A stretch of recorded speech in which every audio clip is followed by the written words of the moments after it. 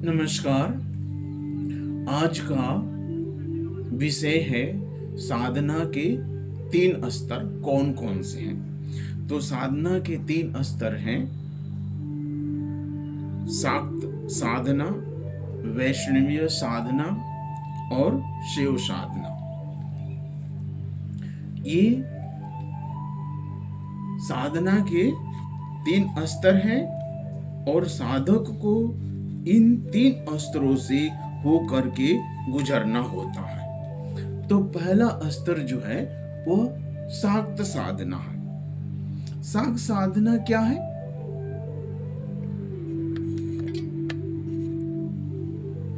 शाक्त साधना ही सबसे गुरुत्वपूर्ण है, कारण इस शाक्त साधना में ही जीव भाव शिव भाव के पथ यात्रा शुरू करता है। शाक्त स्तर में ही संस्कार भोग सबसे अधिक मात्रा में होता रहता है, कारण इसी स्तर में प्रकृति के साथ संग्राम चलता रहता है। पहली चीज है कि शाक्त स्तर में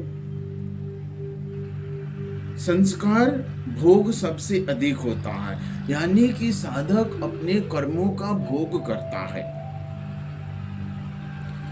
यह शाक्त स्तर ज्ञान तथा कर्म प्रधान है। ये जो शाक्त स्तर है, जो प्रथम अवस्था है साधना की और साधक के चलने की प्रथम शुरुआत है, यह ज्ञान और कर्म प्रधान है। यह भक्ति प्रधान नहीं है।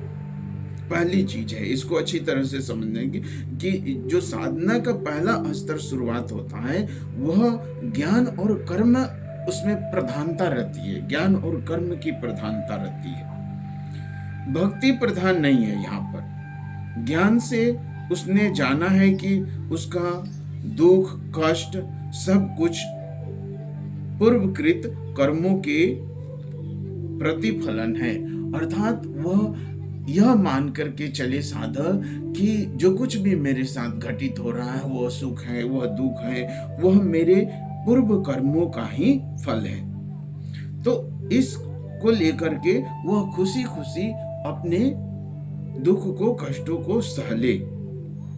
वह इस दुख से बचने के लिए प्रार्थना नहीं करता है। कठोर संग्रामी साधक परमात्मा से कहता है, भगवान मुझे शक्ति दो कि मैं लड़ाई करता रहूं। साधक का इसमें मनोभाव क्या होना चाहिए? इसमें मानसिक स्थिति साधक का क्या होना चाहिए कि वह दुखों से कष्टों से बचने के लिए प्रार्थना न करे, बल्कि वह भगवान से कहता है कि हे प्रभु, मुझे इतनी शक्ति दो कि मैं इस लड़ाई में लड़ाई करते हुए आगे बढ़ता रहूं। अर्थात इस स्तर में सबसे महत्वपूर्ण चीज है वह साहस और शक्ति अर्जन करने की, क्योंकि प्रथम अवस्था है, इसमें साहस के बिना साधक आगे नहीं बढ़ सकता है। जो अपने परोस या चित्ती शक्ति को जगा उठने की साधना में व्रती हुआ है, प्राकृत भाव को अवरोध करने के लिए व्रती हुआ है, वह मन के कलमश के विरुद्ध, शारीरिक रोग के विरुद्ध, सामाजिक गलानी के विरुद्ध, अर्थनैतिक अर्थव्यवस्था की त्रुटि विच्युति के विरुद्ध संग्राम कर चला है, वह दुख के आगे आत्मसमर्पण नहीं करता। साधना का यह प्रथम स्तर है। अब ये जो 3 स्तर की साधना है, इन तीनों का ही समान महत्व है। इसमें इन तीनों में से किसी की भी अवहेलना करने से नहीं चलेगा।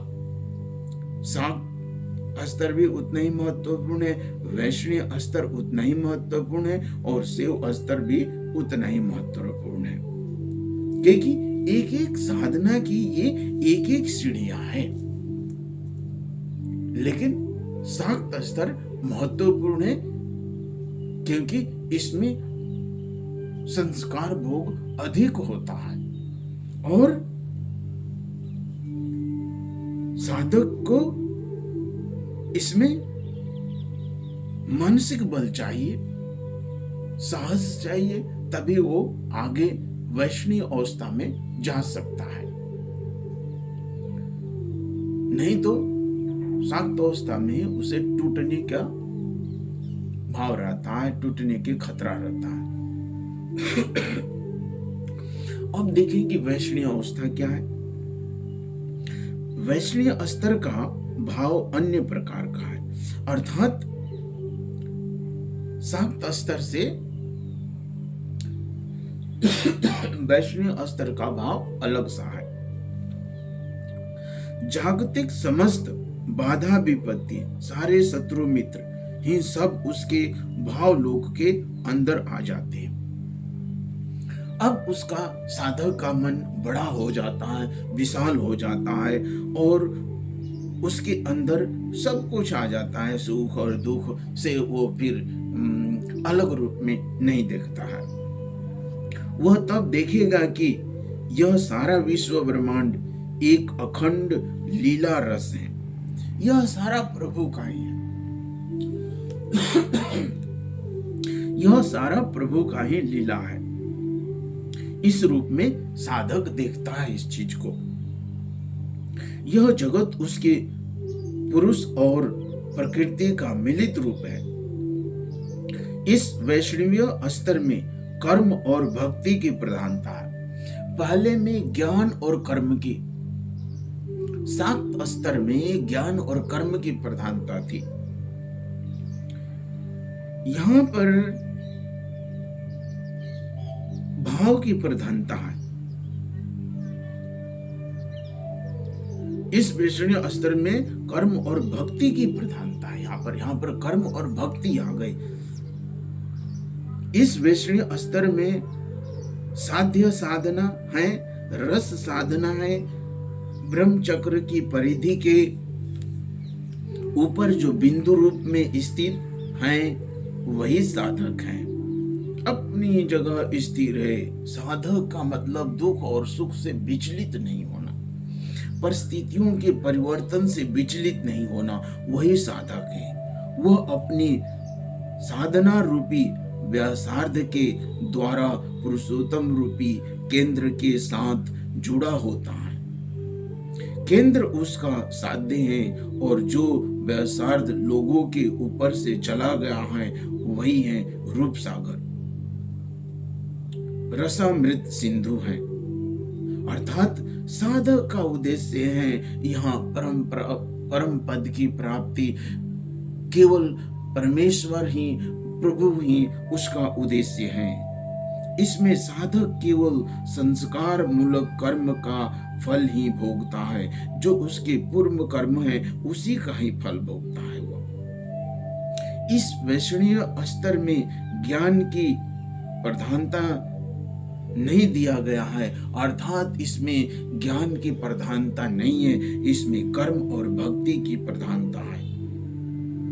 ज्ञान भी तुम ही हो, अज्ञान भी तुम ही हो। साधक यहाँ कहता है कि हे प्रभु, सब कुछ तुम ही हो, ज्ञान भी तुम ही हो, अज्ञान भी तुम ही हो, सुख भी तुम ही हो, दुख भी तुम ही हो। मेरे सुख दुख का सब कुछ तुम ही हो। तुम्हारी जो इच्छा वही करो। तुम धन्य हो, तुम धन्य हो। यहाँ साधक प्रभु को धन्यवाद देता है कि धन्य है प्रभु, धन्य है प्रभु। यहाँ अणु मानस भूमा मानस एक हो जाते हैं, अर्थात साधक और जीव और शिव दोनों की अवस्था एक जैसी होने लगती है। मानस दान के स्तर से धीरे धीरे वह लीलानंद नित्यानंद में रूपांतरित होता रहता है। अब यहाँ है कि वैष्णव भाव जो है इसके दो भाग हैं। एक भाग को कहते हैं लीलानंद और दूसरे को कहते हैं नित्यानंद भाव। तो पहले जानेंगे कि लीलानंद भाव क्या है। लीलानंद साधक का मन जहाँ ब्रह्म के संचर प्रति संचर झूले में आंदोलित होता है, ब्रह्म लीला तरंग में, तब उसकी भी सर्वसत्ता तरंगायित होती रहती है। अब यहाँ रस, साधक को रस आने लगता है, वह रस लेने लगता है, वह हंसता है, वह नाचता है, वह रोता है, वह गाता है, और साधक इसमें मग्न हो जाता है, इस रस सागर में मग्न होने लगता है। इसमें जो साधक को आनंद मिलता है उसको लीलानंद कहते हैं, और इसका कारण क्या है? उसके प्रभु परमेश्वर ही उसका इष्ट ही उसका कारण है। इसके बाद आता है नित्यानंद भाव। नित्यानंद में किंतु इस प्रकार का अभिप्रकाश नहीं है, अर्थात रोना, चिल्लाना, हंसना, गाना, इस तरह के भाव नहीं दिखाई देते हैं। लीलानंद में जो रूप रस तरंग बह चला था उसका कारण परमात्मा है। अपने इष्ट के कारण, अपने परमात्मा के कारण, अपने प्रभु के कारण जो लीलानंद भाव में वो रोता है, चिल्लाता है, उसका कारण वही है। उनका भाव ही नित्य भाव है। उनके नित्य लोक में स्थित रहने के कारण उनके साथ एकीभूत होने से जो आनंद आता है उसका नाम नित्यानंद है। वैष्णव नित्यानंद के साथ शिव भाव का अल्प अंतर है, अर्थात नहीं के बना नित्यानंद और शिव भाव में कोई खास अंतर नहीं है। शिव स्तर क्या है? मानस के स्तर से धीरे धीरे वह लीलानंद नित्यानंद में रूपांतरित होता रहता है, और जब नित्यानंद अपनी स्थिति लाभ करते हैं उस अवस्था को शिव अवस्था कहते हैं। यानी कि नित्यानंद ही एक प्रकार से शिव अवस्था है। जो पक्का वैष्णव नहीं हो सकता वो शिव नहीं हो सकता। शिव का मन बोल करके कोई चीज नहीं है, अस्तित्व का बोध भी उसमें नहीं रह जाता है। शिव भाव ज्ञान स्वरूप है, अर्थात साधक को यहाँ पर अपना कोई भाव नहीं रहता, अपना कोई ख्याल नहीं रहता, अपना कोई अहम भाव नहीं रहता, अपनी शरीर मन बुद्धि का कोई भी यहाँ पर अभिमान या उसका भान नहीं रहता। केवल और केवल वह आनंद में और आनंद में डूबा रहता है। सर्वे भवन्तु सुखिनः, सर्वे सन्तु निरामयाः, सर्वे भद्राणि पश्यन्तु मा कश्चित् दुःखभाग् भवेत्।